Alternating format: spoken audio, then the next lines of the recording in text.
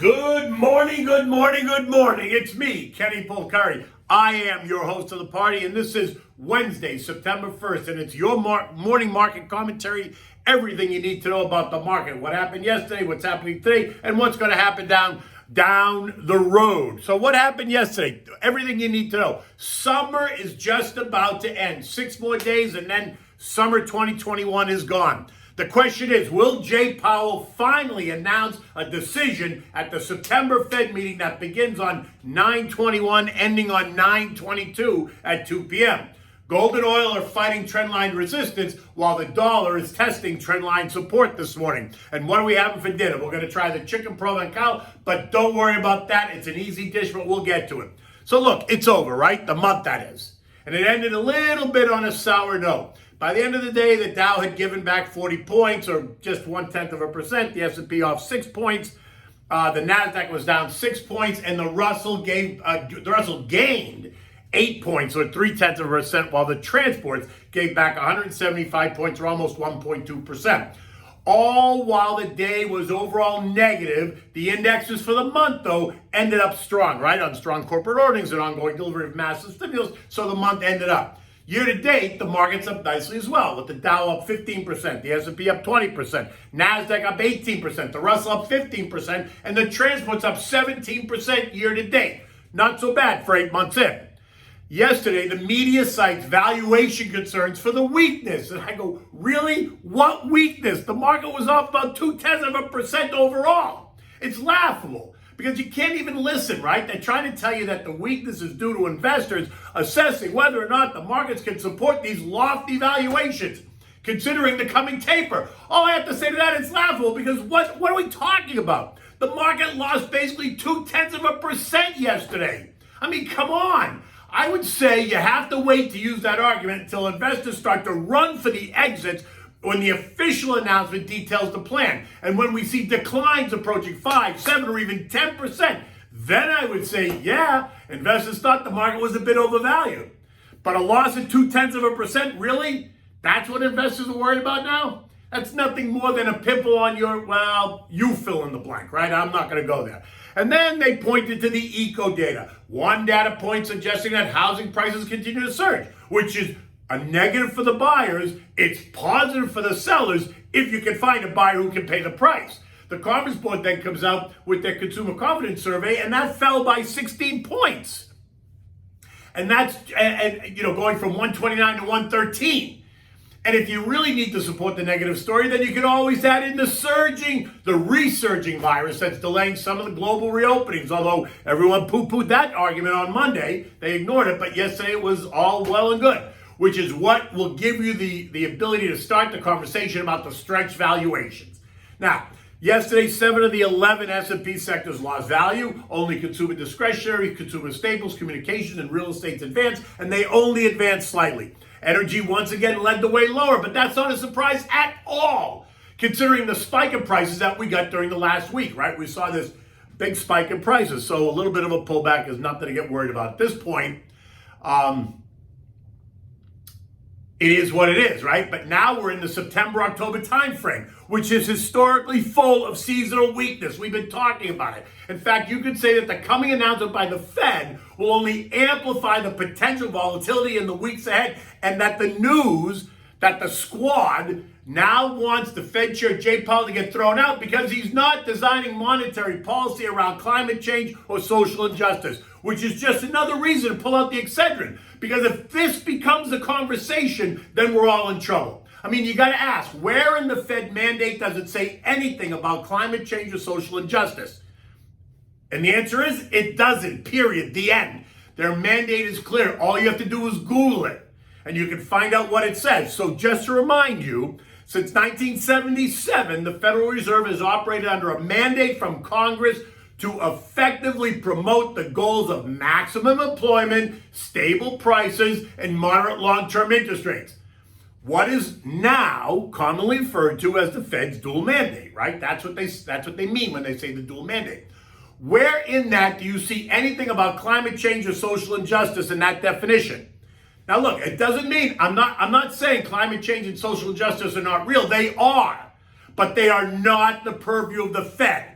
So just stop, right? I just wish somebody in a leadership position though would stand up and grow a pair, but apparently that's not happening either, right? We can let this ridiculousness continue to permeate out there. Okay, so look, now it's Wednesday, September 1st, 2021. We're in the final stretch of the year before the ball drops in Times Square. There are exactly 123 more days. There are only 86 more trading days until December 31st, which only means there's 116 more shopping days until Christmas. So expect to hear all about the quarter-long Black Friday sales, which are due to start even before the pumpkins are picked for Halloween. Or will we? Remember, supply chain issues are causing all kinds of shortages, we're told. So will retailers really be willing to slash prices the way they have in the past when there was plenty of supply? Or are they going to hold the line? And if they hold the line, what will consumers do? Because if the consumer says no, then at some point the retailer will have to cut prices. The question is, who's going to blink first, the consumer or the retailer? We're about to find out in the weeks ahead. And just FYI, the chatter among street analysts at that this shopping holiday season is going to be strong. And retailers will benefit. So we're going to see, and then we'll see what the first quarter, in January, in the new year, when we get the fourth quarter earnings, what they look like. EcoData this morning is all about the ADP employment report. Estimates are calling for an increase of 680,000 jobs. And that's always a precursor to the Friday non-farm payroll report, right? That report always comes out on the first Friday of every month. And the estimates for that report are calling for 780,000 new jobs. In addition, we're going to get market U.S. manufacturing PMI, Purchasing Managers Index, expectation of 61.2, construction spending up 0.2%, ISM manufacturing PMI of 58.5. Remember, the PMIs have both a contraction and expansion read, 50 being the neutral line, north of 50s expansion, south of 50s contraction. And with all the PMIs expected to be in the high 50s, low 60s, we're still in expansion mode, so no need to worry just yet. This morning, we're seeing global markets around the world all higher as the new month began, right? In Asia, China rallied 1.3%. Investors there seeming to think the worst of the tech regulatory clampdown is over. I say challenge. In addition, China's manufacturing PMI for August came in at 49.2, putting that country into correction territory, if you even believe anything they say. And that's going to mean more stimulus coming out of the People's Bank of China, right, if it's real. Australia's GDP rose by 0.7%, beating the expectations of up 0.5%. Japan added 1.3%. Hong Kong was up 0.6%. In Europe, markets are also higher across the board. This even as the European Central Bank made hawkish comments regarding their state of the tapering policy, which will start soon after the U.S. launches ours. Apparently, the sense in Europe is that even a reduction in stimulus is nothing more than the equivalent of emptying a swimming pool with a teaspoon. So investors are not even concerned about it. But just wait, because if the ECB decides to use a ladle, you better watch out. Eurozone inflation data for August came in at plus 3%, well ahead of the plus 2% target. We're going to watch for individual PMI readings from a handful of countries in the region.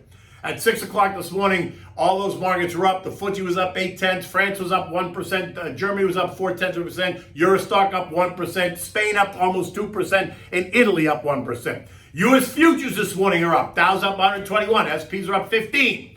Nasdaq's up 23 and the Russell's up 14. The focus today is going to be on the economic data as we move into Friday's all-important non-farm payroll report. But it is a long weekend coming up. Expect volumes to slow and any moves up or down to be exaggerated because of the lower volumes. The next Fed meeting is September 21st and 22nd. It is expected that Jay will announce a more defined plan on tapering. Expect lots of speculation over the next 3 weeks about what exactly that's going to look like as they try to prepare investors for the event to try to halt any taper tantrum that may happen. The 10-year Treasury ended the day yielding 1.3%. Gold continues to fight the converging trend lines at 1816. My sense is that it's going to pierce it and then look to rally towards 1900. The dollar index has fallen back to trendline support and is looking to find stability right at 92.60. Oil ended the day down yesterday 1% at 68.51, but it's up this morning, trading at around 68.77 as it too struggles with the piercing trendline resistance at 69.61. A move up and through that level is going to see oil rally right back to the mid-70s where it was before all this hysteria. Bitcoin is trading this morning at 47,700, up slightly. Ethereum is trading at 3,500, up a couple of $100.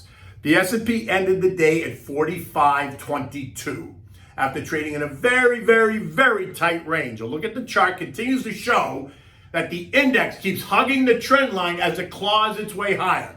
While many, myself included, are calling for a pullback, it continues to elude us.